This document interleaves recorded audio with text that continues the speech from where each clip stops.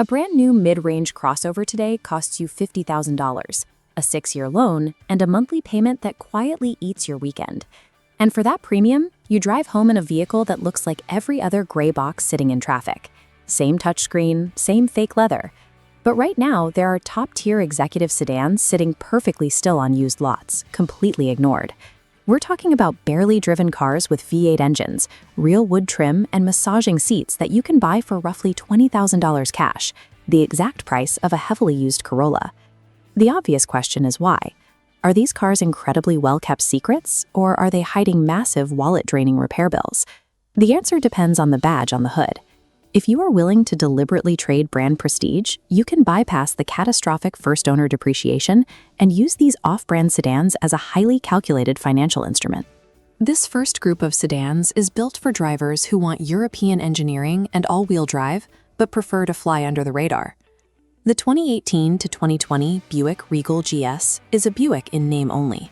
It is actually a rebadged Opel Insignia, designed and built in Germany. The hardware sheet is serious. It features standard Brembo front brakes, adaptive damping, and the exact same twin-clutch all-wheel drive trick rear axle Ford put in the Focus RS. Nobody expects those specs from a brand that had to hire Shaquille O'Neal to convince buyers its cars weren't just for their grandparents.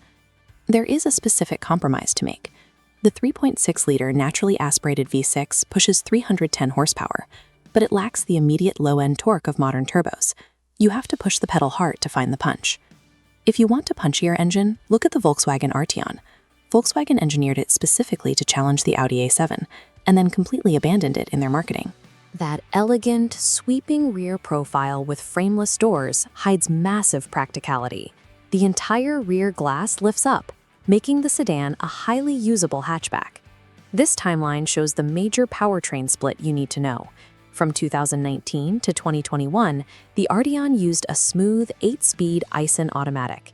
In 2022, Volkswagen swapped that for a 7-speed DSG dual-clutch. The earlier models are tuned for effortless, quiet cruising.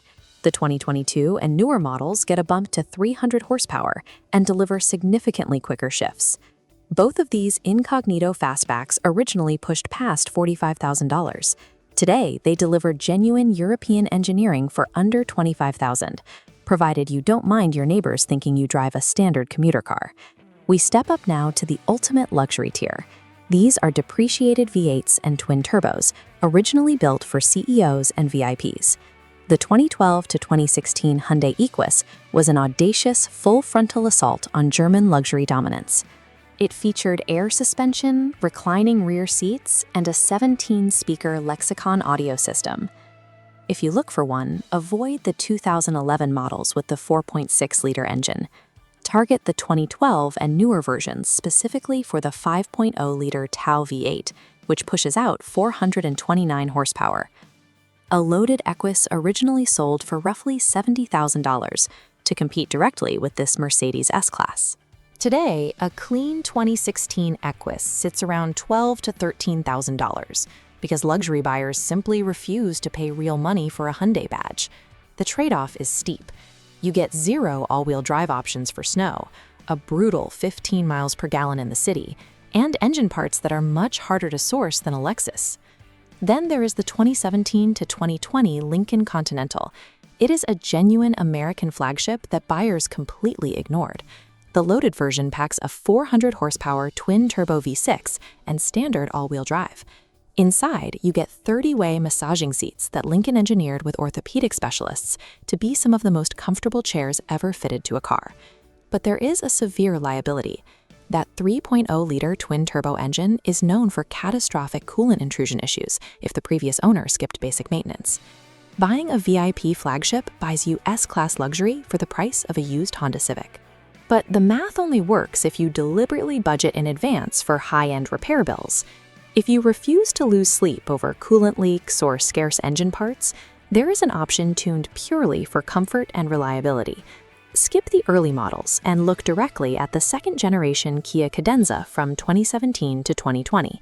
It sits on a completely new platform with an in-house 8-speed automatic. The limited trim interior punches far above its weight class. It features quilted Napa leather door panels straight out of a Bentley catalog, and extreme highway noise insulation that rivals cars costing twice as much. The pure trade-off is in the driving dynamics. The Cadenza is strictly front-wheel drive. The steering is incredibly light, and in a straight line, it will easily lose a race to a Nissan Maxima. The hidden financial hack here is the powertrain coverage. If you secure a one-owner Cadenza with documented service records, you inherit the remainder of Kia's massive 10-year, 100,000-mile warranty. You surrender all sporty driving dynamics, but in return, you secure the ultimate low-risk, high-comfort luxury bargain. The steep price drops on these 5 cars are largely driven by America's obsession with crossovers and luxury badge snobbery, not deep mechanical flaws. This chart maps your exact options.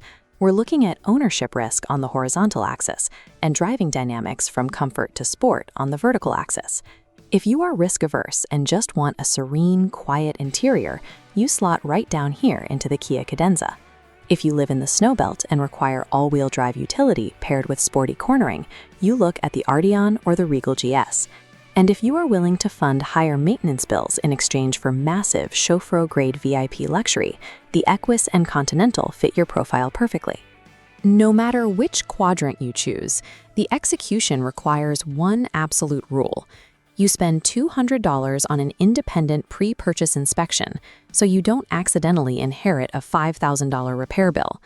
Letting the first owner absorb $40,000 in pure depreciation is the smartest financial choice you can make. You just have to pick the right quadrant before you drive home.